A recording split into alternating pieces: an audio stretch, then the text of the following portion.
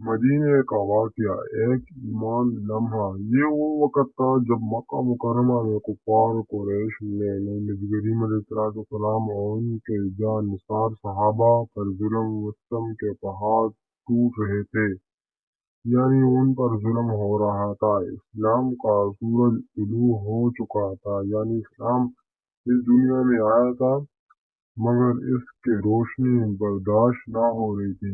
اس کی روشنی اس لیے برداشت نہیں ہو رہی کیونکہ یہ دنیا پر موجود تھا، لیکن کفار اس کو برداشت نہیں کر رہے تھے۔ اسی میں اللہ تعالیٰ کا حکم آیا کہ اب ہجرت کا وقت ہے۔ اللہ تعالیٰ نے نبی علیہ السلام اور اپنے صحابہ کو فرمایا کہ یہاں سے چلے، یعنی ہجرت کر لے یہاں سے۔ نبی علیہ السلام نے حضرت ابوبکر صدیق رضی اللہ تعالیٰ عنہ کے ساتھ مکہ کو چھوڑا اور 3 راتیں تک غار سور میں قیام فرمایا۔ دشمن ہر طرف تلاش میں تھے، مگر اللہ تعالیٰ کی حفاظت نے ہر سازش کو ناکام کر دیا۔ جب نبی کریم علیہ السلام مدینے کی سرزمین پر پہنچے تو اہل مدینہ کا استقبال محبت، عقیدت اور شوق سے بھرپور تھا۔ لوگ دیوار کے جا رہے تھے، یعنی لوگ کہہ رہے تھے کہ اللہ آپ کا بھلا کرے۔ ہر شکر و ادب ہے جب اللہ تعالیٰ کو پکارنے والے کوئی ہے۔ ہم ہر شکر و جب تک اللہ کو پکارنے والا کوئی ہے۔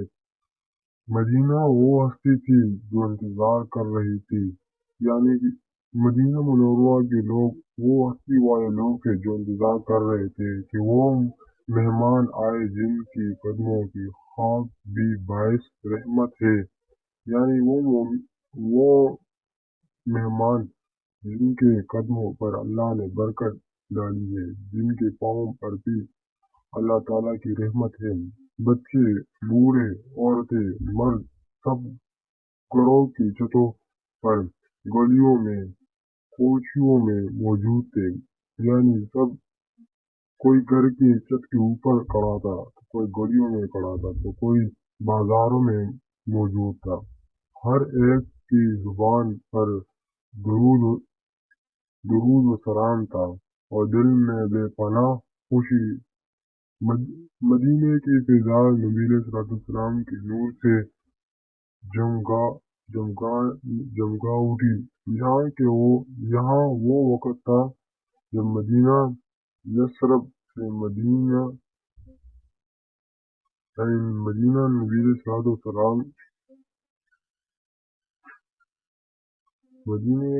نبی علیہ السلام شہر رحمت کا گہوارہ اور عشقوں کی منزل ہے، یعنی نبی علیہ السلام کے عشقوں کا